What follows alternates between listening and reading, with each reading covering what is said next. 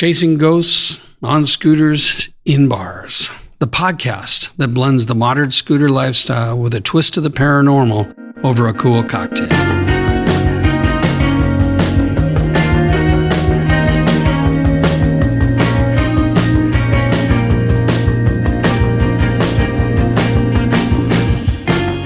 And welcome to the inaugural edition of Chasing Ghosts, or as my wife calls it, Booze and Booze.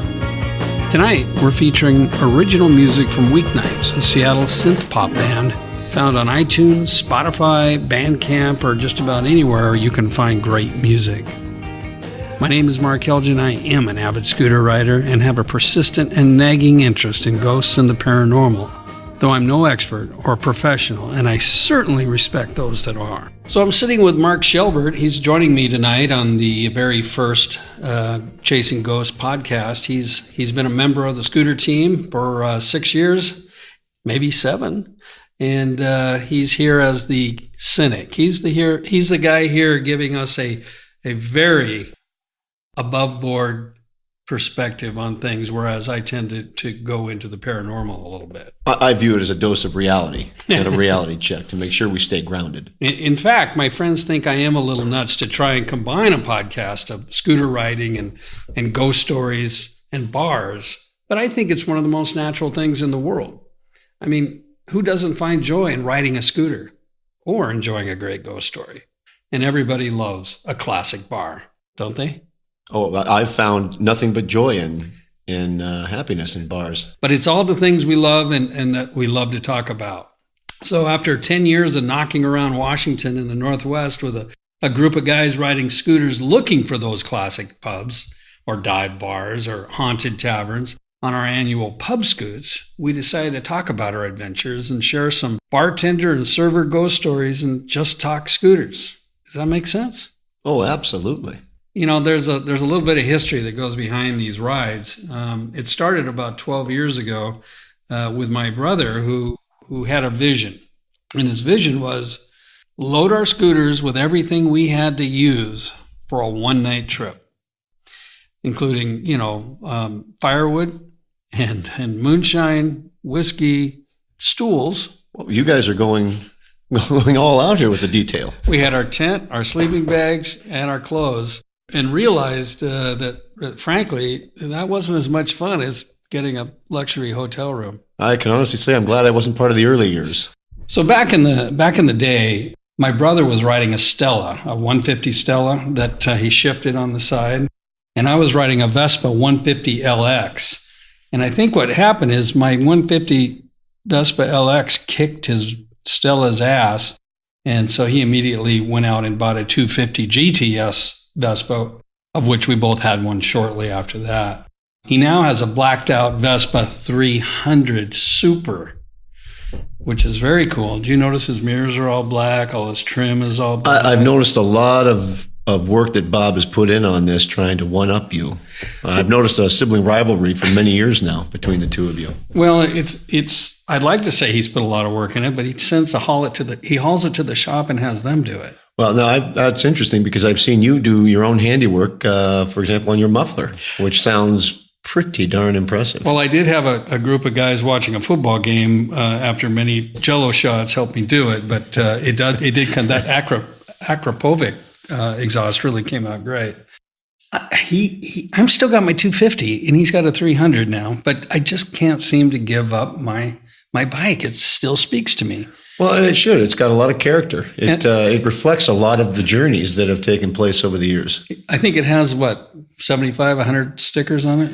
Yeah, and where did those stickers come from? What are you trying to cover? It's almost like you're trying to cover something. I did have one little crash. It did go down on its side, and the first sticker was to cover that, and it's grown from that point.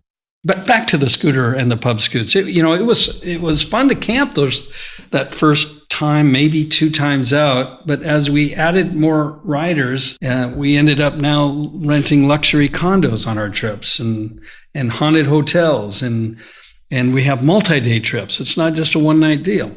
Of course, our wives and girlfriends are not invited, and we all agree that this is a much better way to handle our rides. I think that goes without saying. And I don't think The wives want to go along now. Our girlfriends would like to, but the wives are still not interested. So it works out well. I don't think that they've expressed a whole bunch of interest other than they worry about us while we're gone. What's a typical pub scoot have for riders, Mark? 6 to 8 guys, 3 to 4 days long, and we hit how many? 25 to 35 pubs along the way? Yeah, it's close to 10 a day. And interestingly enough, we continue to try to expand this each year. It was a 4-day ride this past year. It was. It actually started went from overnight to a 2 full-day ride to 3, and now 4 days, along with the travel day on each side, depending on where we're going. Well, the evolution's been nice to see. Well, really, to hit that many pubs, you have to realize our needs are simple. Find the classic pub-style architecture. Check. Zero in on dive bars. Check. Or find a haunted tavern or restaurant. Ooh. That takes a little research. So we combine them into let me say it this way. If we can find a classic haunted dive, we've hit the motherlode trifecta. Absolutely. And those are out there. They are, but they aren't commonplace, but they're out there. Well, hey, Mark. Hi, Mark. I mentioned earlier this year was our 10th year of pub scooting. That's taken us, not our 10th year. We've just finished our 10th year. Next year will be our 11th year. Right. And it's taken us literally to all 4 corners of the state of Washington, on top of 2 times to California, and sometimes more than once up here. And now, this is the part that bothers mostly my wife, is I reference bars and pubs instead of towns to geographically locate an area. Like that area down there where Joe's place is, or the landmark, instead of mentioning the town or the county or the area. It's a problem. It is. Well, it certainly can be, but I think it's just become easier to identify by bar, since that's our main focus anyway. Well, that and, the paranormal. You can't count that out. So when we plan for the trips, we do our research, and the routes are pre-planned with as much effort going into finding that very cool pub as finding that twisty road. Generally, the routes are kept quiet until our safety meeting, which is the party the night before, where we share the details, present the annual T-shirt, the sticker, and map out our adventure. And the safety meeting is very important. It's a must-have. It's a warm-up to the trip, and the details, and we cross our T's and dot our I's on that meeting. Do you remember some of the first ones when our wives would come? Yeah, well, I think more and more wives have missed those as the years have gone on. We had full attendance on the early ones. And as they learned what the safety meeting was, I believe that they dwindled in their level of attendance. Oh, they certainly and attention. have. And I think they expected the namesake of a safety meeting, which it didn't turn out that way. Well, we do cover some important things. We get the maps out, we highlight them. Well, Bob brings out the physical paper map, teaches us how to fold them. Which I appreciate. Or we bring up an iPod. One safety meeting, we actually had Mike Franage on a FaceTime. He was in California or somewhere and joined us. Yeah, we Skyped him in. We Skyped him in. It was very cool. And, this summer, our safety meeting was in California. But before that, we loaded our scooters onto 2 different trailers and trucks. And I put in my Tasco DR40 digital recorder. And we left Tacoma, Washington in the mid-morning and headed to Sacramento via Wairika, California. Right. And we spent a night there, and that was quite an interesting little town. Eye-opening. Yes. We ended up in one of the scariest bars in Wairika, according to the locals, thinking that it was going to hold some real promise, some real gold.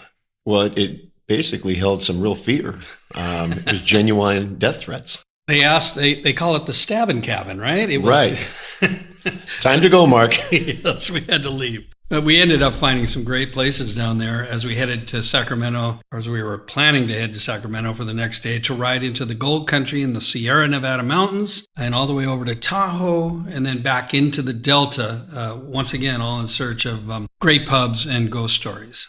We managed to hit 32 bars in the 4 days that we were down there, not counting Wairika and not counting our trip home. And our route was planned by Keith, our host that was down there, and he really did his homework. He did. And I think that's noteworthy to point out that whoever plans these trips annually does a scouting run to begin with. Oh, yes. And has to kind of map out where we're going. And so it's a lot of work behind the scenes that goes on. It's not just all show.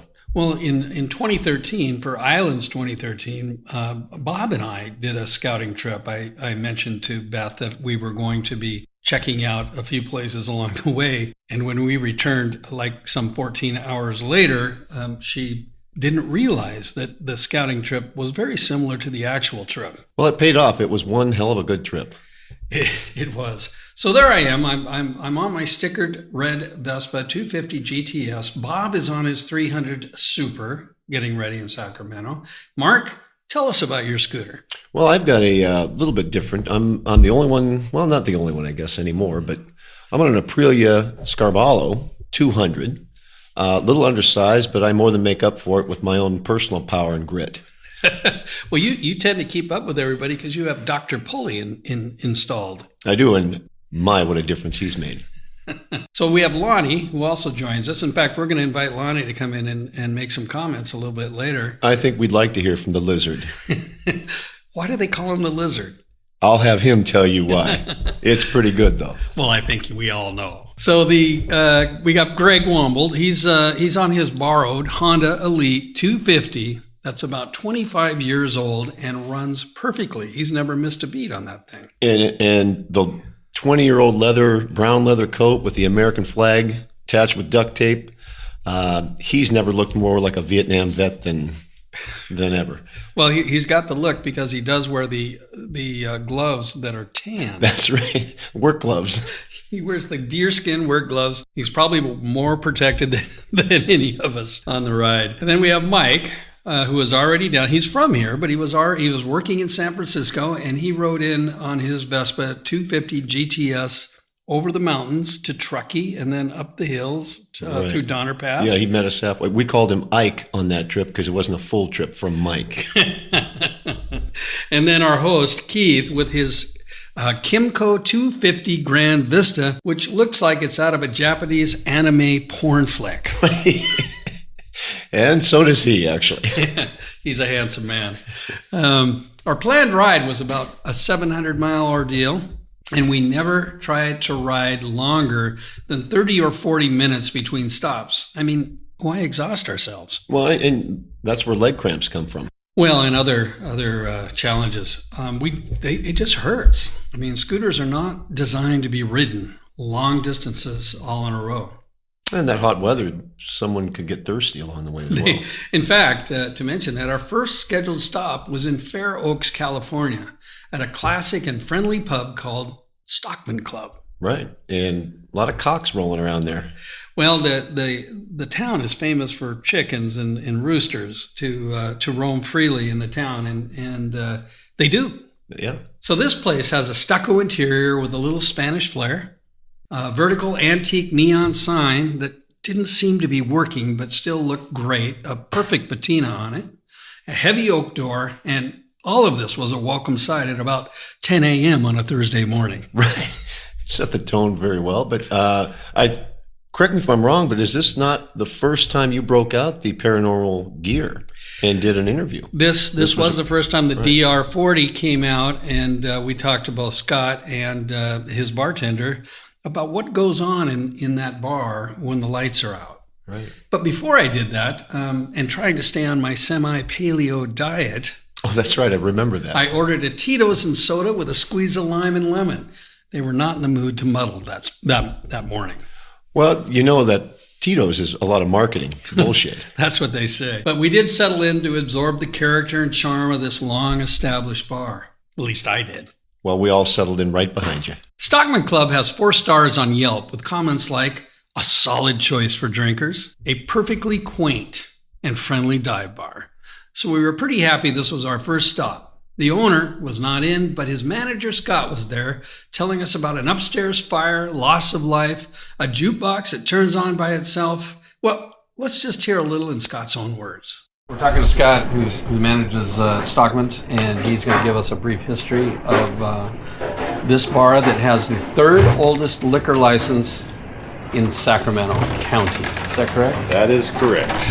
And it used to be called The Bobcat, and then they changed the name in the 40s or 50s, I believe. We've tried to research the ABC records, but, you know, they only go back electronically so far, and then it's paper records, and it's been hard to track the old history of the license information. But, yeah, we have the third oldest liquor license in Sac County, shortly after Prohibition. Been in this building the entire time, 80 plus years. So, yeah, the building itself's got a lot of history. This used to be like a general store, and it was like a feed, like a grain store at one time. There's actually like still grain up in the attic and stuff. cool. Yeah. Tell us about what happened upstairs in the apartment. So in '89 there was the fire. There used to be apartments upstairs, and one of the ladies that lived up there was a little eccentric. You know, she'd come down here in a robe, smoking. You know, like just kind of drunk, and yeah, she fell asleep in her bed while smoking and caught the building on fire. She passed away upstairs, and it took almost a full year to get the bar, you know, get the building repaired and the bar reopened. And she's still here? And she's been playing the jukebox ever since? She's been playing the jukebox at night ever since, yeah. That is so cool. Yeah. All right. Well, thanks, Scott. Yeah, absolutely. I'm with Bobby, my brother. You've heard a little bit about him earlier in the podcast. He's driven up in his brand new Honda. What is that thing? Ridgeline. He's pretty happy with that. And Lonnie the Lizard Murray, he's going to share the story of where he got that nickname, I'm sure. And we're just leaving the bar. Where were we? At Stockman, right. And we're gearing up, and we're ventured into El Dorado, where we ended up at the El Dorado Bar and Grill. It was a quick sort of immediate needed stop because it was about 30 minutes from our last stop, and we were all getting pretty fatigued. It was rolling into around noon. So it was there, and we went there. There really weren't any stories here, but a nice place to have a drink and a very sweet bartender. I mean, what were your impressions? Oh, God, I don't even know what to say. My mind is rolling right now. It really wasn't much of a dive bar. It didn't really fit our criteria, but it certainly did hit the spot, and we were in need of a stop for sure. And sometimes that takes precedent, right? Yeah. Do you remember what you had? Well, I probably had a Captain Morgan's and Diet Coke. Because it was pushing noon. It was pushing noon, yeah. But could have been that or Coors Light. You know, at that point, it's so late in the day. And do you remember what you had, Bob? No, but I know I try to drink so I don't have to pee.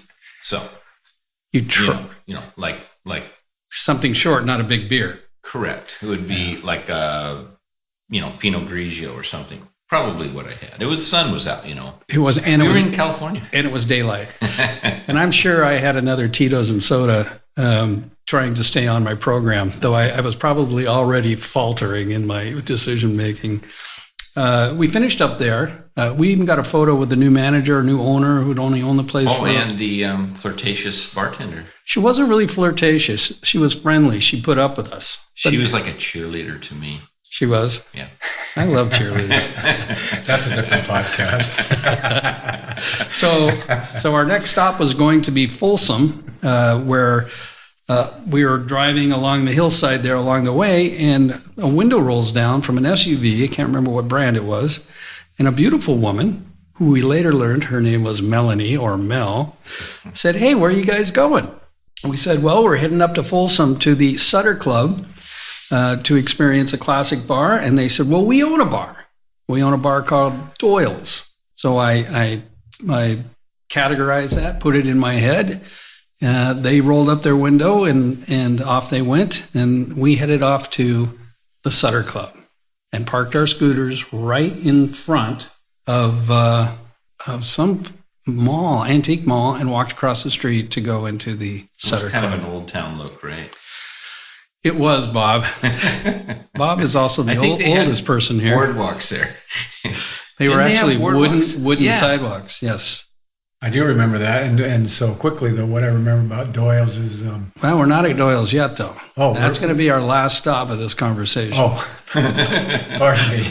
We're going back into the Center Club, which you looked at me kind of blank when I brought up that place. But it's a super old bar, and it does have a ghost, and I think they call it Charlie, if I'm not mistaken. But we did an interview with Sandy, the bartender, and what we'll do is run that now. Hi, we're talking with Sandy from the Sutter Club in downtown Folsom. This bar has been here for how long? It became the Sutter Club around 1932. 1932. Wow. How long have you worked here? Going on 24 years.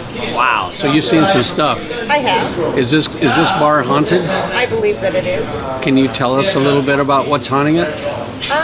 We call him Louie, just because I wasn't comfortable not having a name for him when I walk in, and that's usually the first thing out of my mouth is "Good morning, Louie." He likes to mess with people coming in, new people, new bartenders, that type of deal. Especially at night. What's he do? What's he known for? He's known for knocking pool cues over, dropping glassware off the hanging glassware will just fly off the back bar. And it's normally for new people that are working Usually it's the new people that are closing for the first time by themselves, and it freaks them out a little bit. I think it's cool, personally. It is cool. We have just some things that have happened that are completely unanswered. Like there's no way to explain how it can happen. Faucets getting turned off like underneath the cabinet. Wow. You know, where you would turn it off to change the faucet. Those are turned off, and nobody was here to do that. Have you ever seen any apparition or anything physical? You can occasionally you'll see like a reflection in the coffee pot on the stainless steel on the coffee pot, and you'll get just a little flutter go by, and then you get that little, shivery, creepy little feeling, but not creepy. So he's a benevolent ghost. I think he's pretty cool. I think he's comfortable here, and I think he just likes to mess with people when they're a little nervous. Is he? Do you know who he might be? I have no idea. Not an old owner or anything like that? I have no idea. We just, like I said, we just gave him a name because it was... Everybody needs a name. Absolutely. Everybody needs an identity of some sort, whether it be right or wrong. And you've been here 24 years, and can you give us just a 1-minute history lesson on the bar? It had very few owners. It previously was a ice cream parlor and gift shop, and then it became the bar, and it was a card room, and the current owners are going on 30 years of having the bar. That's great. Well, thank you, Sandy. Thank you. And I'm glad you guys stopped in. yeah, we're excited to be here. All right, thanks. Okay, well, we're back with Brother Bob and the Lizard. Mark Shelbert is going to be joining us later. And earlier in the podcast, Mark and I had talked about the safety meetings, and I didn't get your feedback on safety meetings in general, but they seem to be changing. Well, honestly, I don't think our wives really get it, but safety meeting is vitally important to the start of every scoot. Of course, we talk about safety, and we dial in our ride, and we get ourselves in the proper state of mind to head out for 3 or 4 days on the scooters, which takes a little mental prep. So it's a vitally important part of the ride. And I got to say that we had a great meeting at Keith and Mary's in Sacramento, and where they both just really rolled out the red carpet and took care of our group probably better than we've ever been taken care of before. Oh, I have to agree. Mary knocked herself out. We had gift bags. We had a wonderful dinner. We had poolside service. We had welcome mat inside the house, and the showers, and the kitchen. Everything was set up for breakfast. Well, what I really liked is when we got there, nobody was home. We had to break into the house. And that's because they were scrambling trying to put this all together for us. We surprised them by showing up one day early. And of course, Greg and I got to smoke a cigar, and that's the highlight of any safety meeting. Well, it is for you. You know what happens when I smoke a cigar. Well, I think checking the tire pressure was also a highlight. So, yeah, very good. Well, I knew we digressed there a little bit, but as we came out of the Sutter Club, we mounted our trusty steeds, and we headed to where we knew we had to go, and that was Doyle's, because Doyle's had Melanie. Yes. And we decided to go up there and spend a few minutes with this really great bar, and Melanie and her husband. Can't remember his name, but I'll come up with it in a second. It was like Bart or Carl or something. It's really not that important. We don't care. Hi, Mel. Mel does the cooking. He does the bartending, from what I could tell. And which was disappointing. Well, not really. I went back into the kitchen. Well, one thing I remember about Doyle's is that, if I recall, all their beer was microbrew, and although there are some good microbrews to be had, there wasn't any PBR or Coors Light, and so guys like Greg and Shelbert and myself had to improvise a little bit on our drinks of choice. But you were able to make it through there. Well, you know, that's one of the things about being part of a team.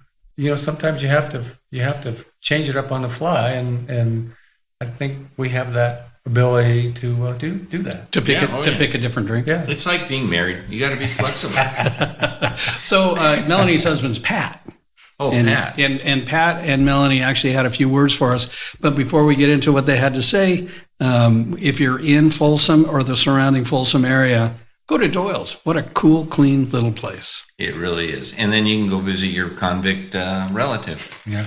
And you know, they pick through the garbage there. You don't have to separate your stuff. Here's Pat and Mel. Okay, we're with Pat and Melanie, the owners of Doyle's Tap Room and Pub.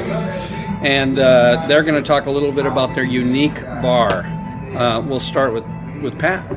Well, we'll start right off the bat. This bar is not a dive or haunted. Damn it! So we're just glad that you found yourselves here, in spite of that fact. And his very hot wife, Melanie, have a beautiful bar here in the town of Folsom. Yes, we do. How do we find it? Like everyone else, pull your phone out.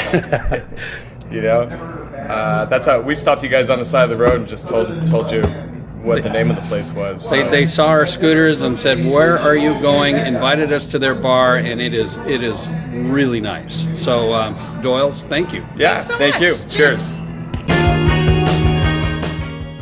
Well, we're back with Chasing Ghosts. Today I'm joined to try to remember our trip. It's getting a little hazy by this time of the day. We had left the Vajoon, after running up Pleasant Valley Highway, as Bob wanted to mention.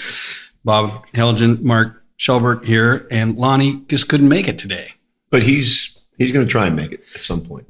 He's going to slide in stealth mode The lizard's coming in. That goes right with the Vajoon, which is also known as El Dorado Bar and Grill.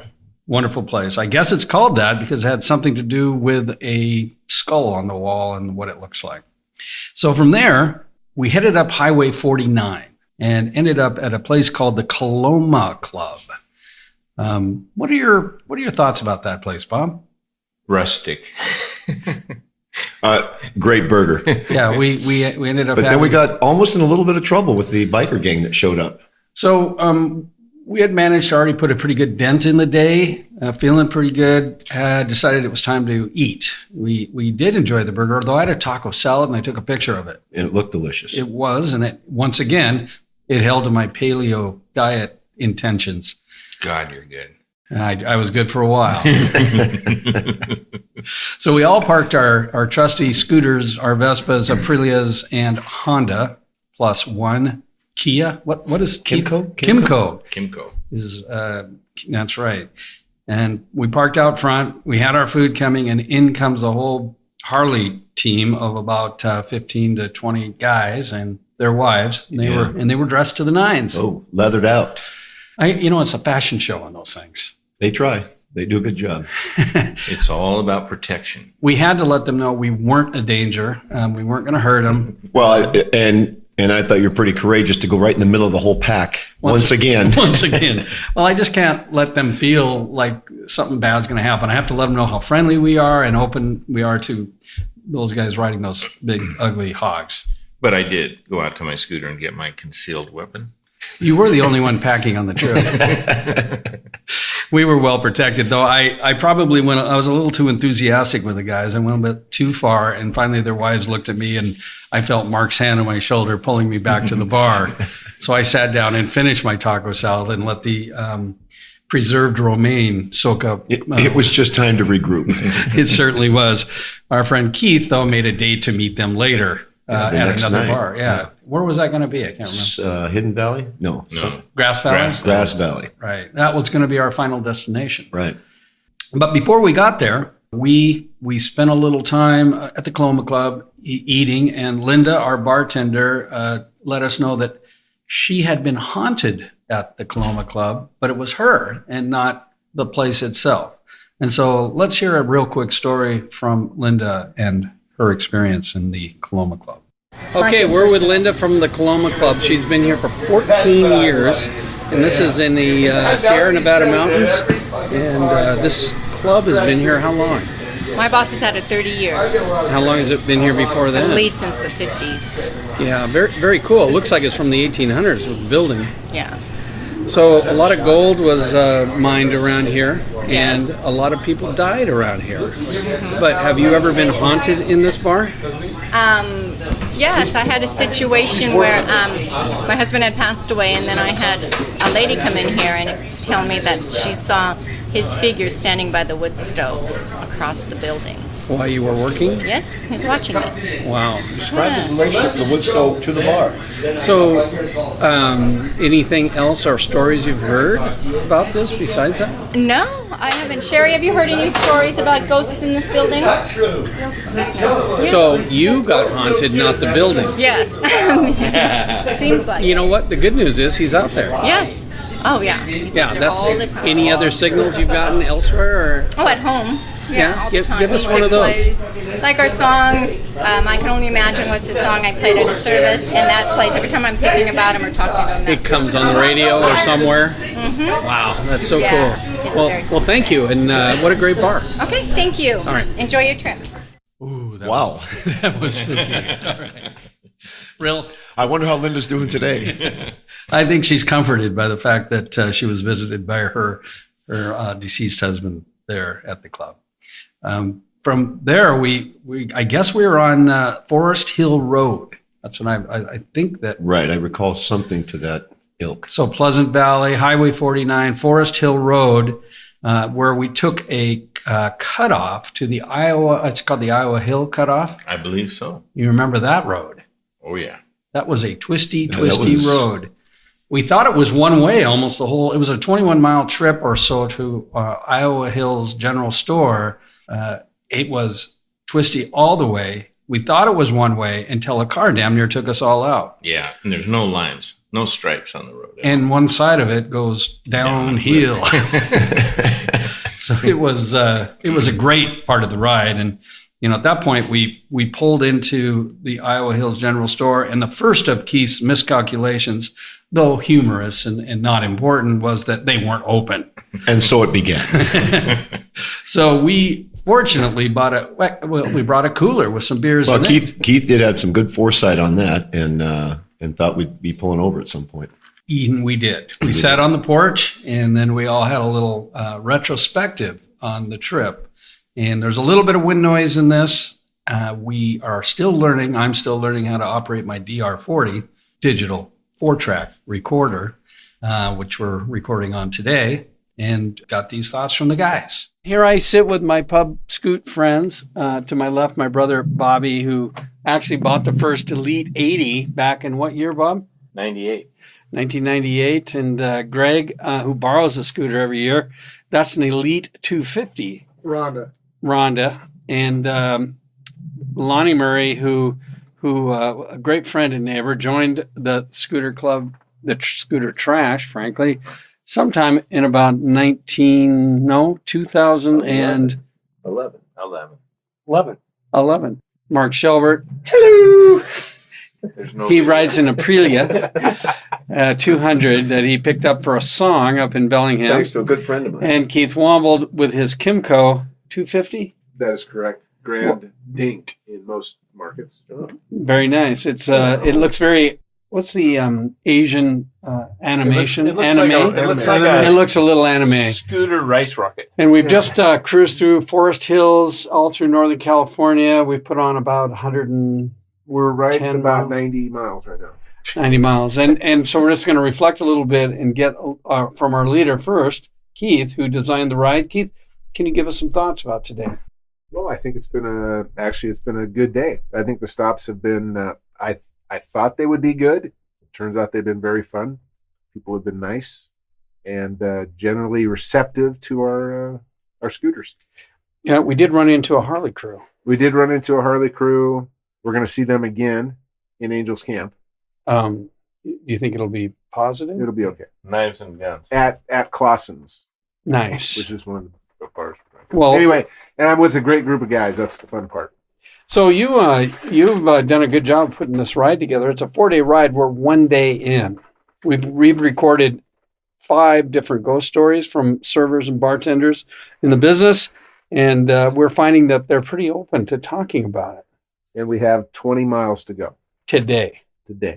Right, Mark. Correct. How about you? You're kind of a shoer when it comes to the paranormal.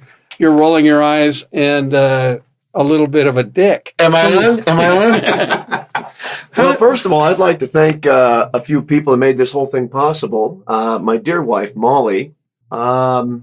She's been real receptive to the entire process, in spite of the associates with this crusade.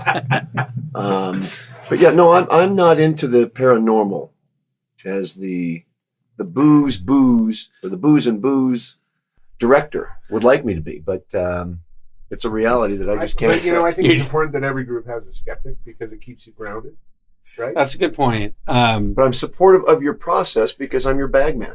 You're my grip. You're my grip. Key grip. Very good. And the thing is, by the time we're done with all this, you will be a believer because we're going to be staying in some haunted places, and you may get booed while you're doing your boozes. All right. I'm waiting. Greg, let's go with you for a little bit. How's your day been? Well, Mark, I wanted to be a sharecropper.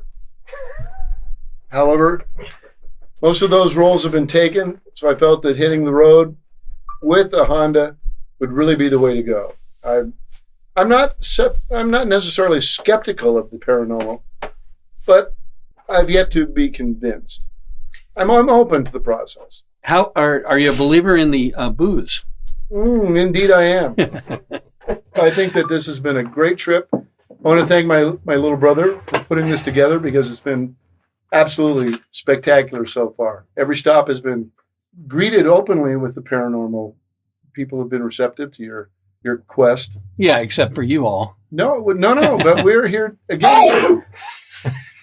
Nice. What was that? Did you see that? Did you see that? And then finally, was Bob Helgen and Lonnie have a couple of words to say. But Lonnie, let's talk about I got a little wind going here. It's blowing through the porch of, where are we?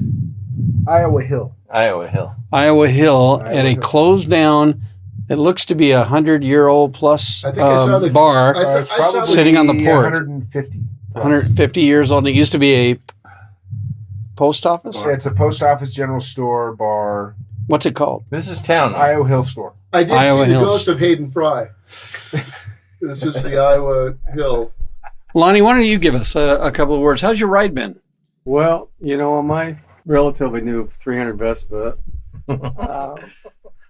my ride's He's got been great. the biggest bike in the road. I do also have a pair of normals.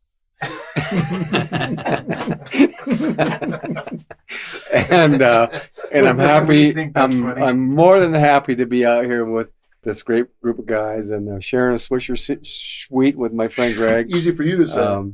Life doesn't get any better. Happy Nice. to be here. Nice. And then finally, my brother Bobby, who pretty much eschews everything. Shoes. A pair of shoes. Well, I want to thank, just like everyone else, Keith and Mary for putting this together because it's been fantastic so far. Yes, the weather. And we just drove probably less than 20 miles, and it felt like 100 miles because of the twisties, which is exactly what we want. And my Elite 80 held up pretty well. I believe you're riding a Vespa 300, are you not? I am now. Are you happy with that? Yeah, I'm pretty happy, but I'm out of gas. Oh, we're all getting a little low on gas. You know, when I was out of gas, you all gave me shit. Well, where were you out of gas? I'm a relatively super tanker there. my point being, we need to get gas. Yeah. And we didn't know this was a two-way road until the first car came after That car us. was, He was kind of crossing over. Yeah. Yeah. Well, there aren't any lines. When he came by me, I yelled at him saying 5 more. So Yeah. I don't know if he Yeah. needed that or not. he moved into my lane. Did he really? Yeah. Yeah, he did. He moved in. And then, anyway, regardless, it's a great road.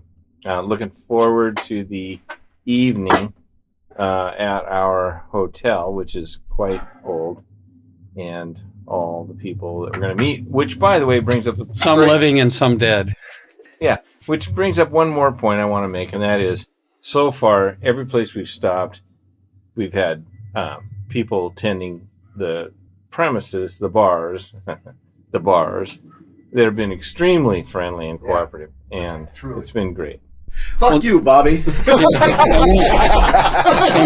that seems to be the theme of the day is fuck you, Bobby. So with that, we're going to finish our beer and get on with our booze and booze cruise, also known as the Pub Scoot 16. And one last comment from Keith, I'd like to add the organizer. As the organizer, I would like to thank each one of you for coming down, because I know it's a pretty big deal for you guys to get down, and I appreciate that. I really do. Clink, and will it pick up the clink? Oh, sure. Cheers. And your comment. Poor Bob. It was sure great listening to the voice of everyone, though, sharing their experience on this trip.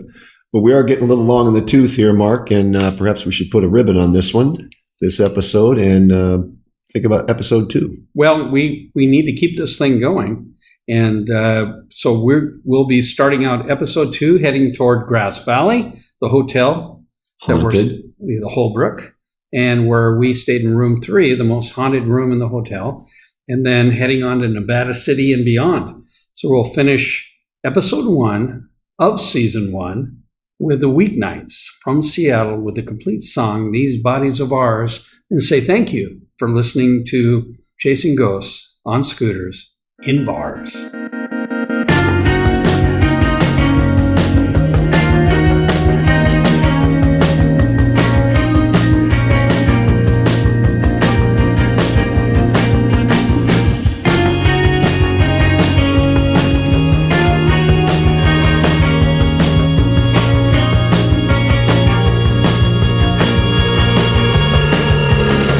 Those who haunt in our home